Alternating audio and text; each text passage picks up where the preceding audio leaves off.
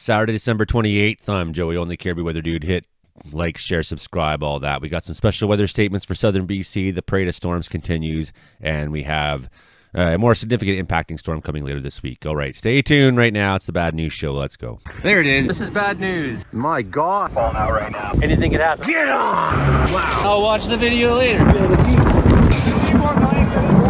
They dry up in this. There is some snowfall expected. There's a warning for the Sea to Sky Highway. They could see up to 20 centimeters there from Brandywine to Whistler. Rain south of Brandywine to Howe Sound. So at some point it will turn to rain as you go further south there. Pacific weather systems approaching the south coast, giving snow to higher terrain. With freezing temperatures in place, snow levels have dropped to 400 to 600 meters, depending on precipitation intensity. So very low. As a result, snow accumulation on the Sea to Sky route from Brandywine to Whistler is occurring. Snow will be heaviest this morning. It will transition to light flurries or wet flurries this afternoon. So that story may be over by the time some of you get to it. Then we have these three special weather statements that are also for Coquihalla Highway, Hope to Merritt, Highway 3, Paulson Summit, Kootenay Pass, and Trans-Canada Highway, Malacqua to Eagle Pass. The Pacific frontal system there will give snow to the highway mountain passes today. Up to 15 centimeters of snow could continue until early Sunday morning sometime. Elsewhere in Canada, we got freezing rain in northern Manitoba. We have a large section of Ontario, Quebec, out to New Brunswick that's got freezing rain potential, 1 to 3 millimeters there throughout that area, maybe 2 millimeters. So some big time freezing rain statements. Meanwhile, down in Alabama and places like that, we do have tornado warnings and very dangerous setup there today. I just got to tell you all straight up, I'm pretty depressed right now. I did not have a good Christmas. It did not go well at all. And yeah, I'm hurting from it. Got a size 3 on London Ridge Friday, December 27th. This avalanche had 10 people in the group, 10 people involved, but no one necessarily injured or buried. But we have some great pictures of this. You can see how it sloughed off there. Some of the beautiful scenery that they are in there in the Selkirks, I believe that is. And wow, yeah, some snowmobile running. Beautiful peaks. I love those needle nose looking peaks. They're so hard to come by, and they're so cool looking when you see them. But Thursday, December 26th, at 1400 hours, we had this one. There was a partial burial. One person was injured in the second run of the day. First skier in the group triggered a size 2 as he skied near some trees. The skier was partially buried up to his torso with his head up. A skier from a different group had been skiing with a similar adjacent slope when the avalanche happened, was able to help. And it gives you a little bit of the look at what they were seeing there. Yeah, I mean, pictures don't always do it justice. This is the group I run on Facebook, Interior Weather and Wilderness Watches. We're almost up to 40,000 members, so if you are in the BC Interior, feel free to join us, okay? Juna Birchwater pointing out that Fort Nelson is the driest winter in BC. He thinks Ashcroft could be drier, but I don't think so.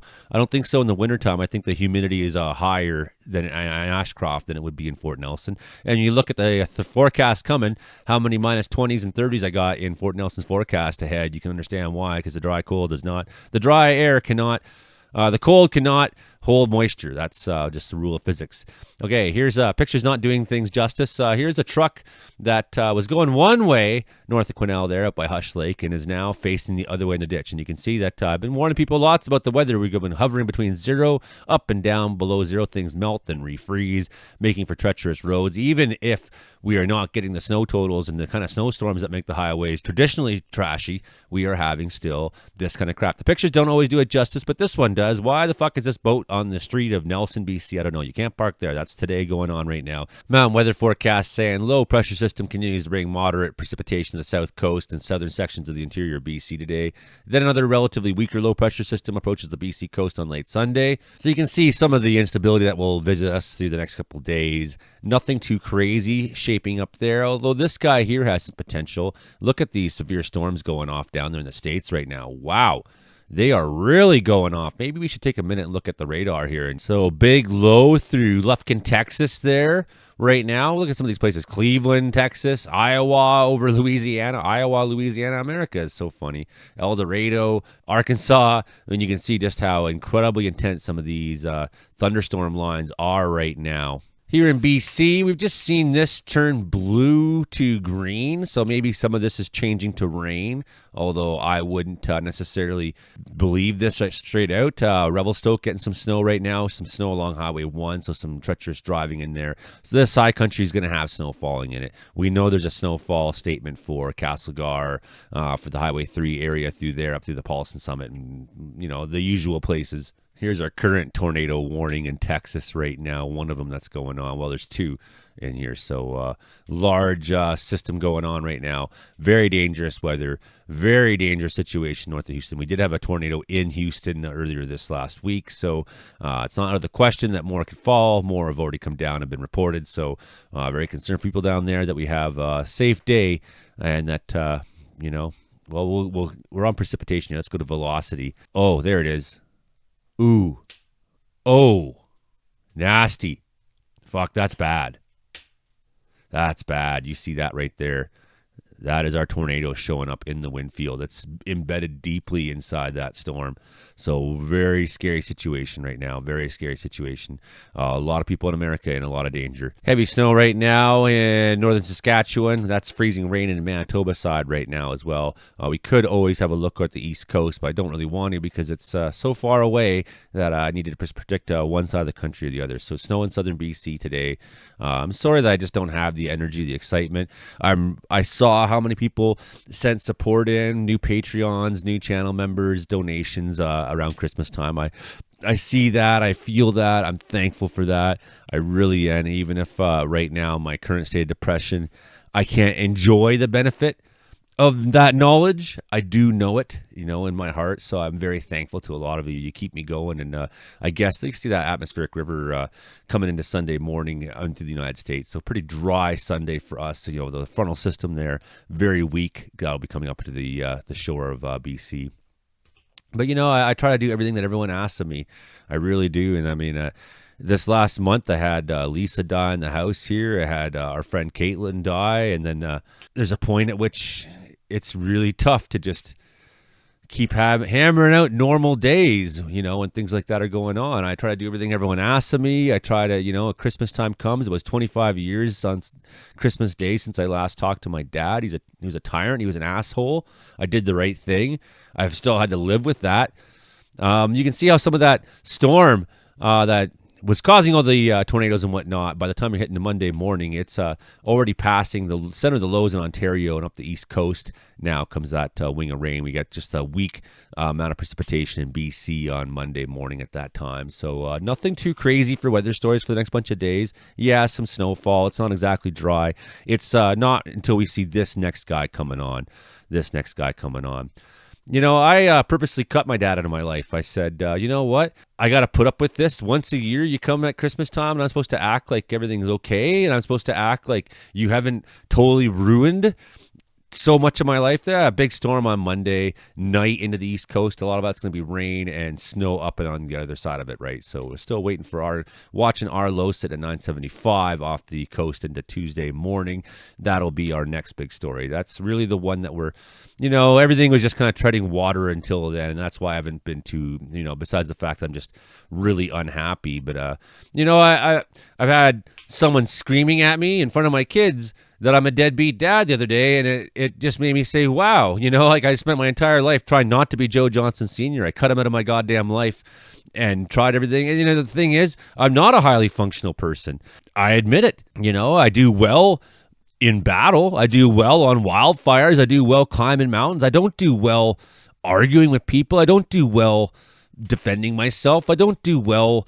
I have such social anxiety. It's like I struggle to do simple fucking things, man. It's just one of those Christmases where nothing seemed to go right. Look at this parade, this mess of storms out there on the coast. And you can see, one of the things I haven't really mentioned yet so far in here is the temperature that's cutting off in BC. So as by the time, we'll rewind for a second because we're still waiting for the storm to come in. We rewind for a second. Just look at how that cold air starts to blast on down. Fort Nelson, sorry about your luck. You have mighty cold weather coming for you the next bunch of days, and it may reach down into Prince George. We may on Wednesday, Thursday morning get a 27, 20, only -4 in southern BC. So we are at risk of seeing some of this cold snap, but I think like the other ones, I'm skeptical on this still, kind of like how with the other ones we've had in the past that kind of look like this. That cold didn't want to come down into BC. And now the modeling has completely changed over the last few days. 35 in Prince George by Sunday, 33. I mean, I don't know. Is that possible? Yeah, it's possible. But what's also possible is that I mean, it would be January, it'd be very normal. And when we were just sitting there on the report the other night saying, where's the cold signal? Where is it? And if this happens, then hey, it will all be completely corrected. But hey, GFS doesn't seem to be too big on it. You know, ECMWF is calling it. You know what happened when we had that last cold setup in northern BC is the model showed this kind of thing, and I was like, uh-oh, it's going to start getting cold here. And I need to go get firewood. Like, I'm low on firewood, and there's this thing going on in my life where I'm so tired of doing everything alone that I'm getting to a point where I'm not getting things done in my life. Like, I should go to the bush and cut firewood, but I'm just so tired of going out to the bush cutting firewood. I'm tired of doing everything alone. I'm tired of doing everything in my life alone. And the phone dings, and everybody, hey, Joey, good. And I appreciate it. I know that people, that's the only way you can reach me because you're not here. Something about this doesn't make up for the lack of meaningful human interaction in my life. The fact that my kids aren't here when they're supposed to be. You know, it's like no amount of people saying we care about you in a text message at some point affects you deeply inside. It's like, yes, I understand that.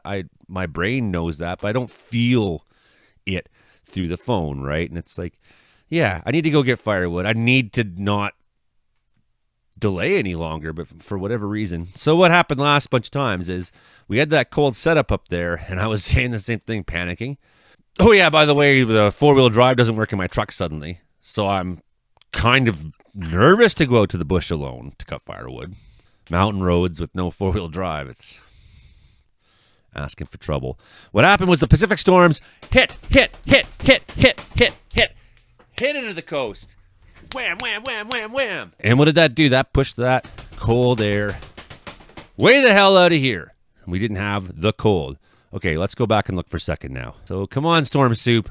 Pound back into us sooner than later because I'd prefer more of this. More of this. This nice snow to beat back that shitty cold. That's what I would like to see.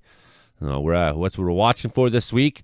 But again, models seem to have some different opinions. Because on the GFS model, the 976 low goes up towards the Alaska Panhandle, crawls up along the Aleutians there, and when it does, it brings a mild atmospheric river to southern BC that spills into the north. That brings a period of snow. That beats back the cold in the north. Then you can see there the cold. To get into the actual cold, now you have to go up to Fort Nelson itself and into Saskatchewan. We've had the Pacific train pounding all season so far. So, I mean, it's really easy for me to say, well, I think the Pacific's going to win. Last time I was concerned the cold would win, and it didn't. The Pacific won. So, I mean, I don't know. I don't know what the answer is right now, but I can tell you this, that by the time Monday morning comes, we'll have a 100% clear answer on what's going to happen here. I don't know. Hit like, share, subscribe. I hope you have a better fucking holiday season than I've had. Okay. Bye, everyone.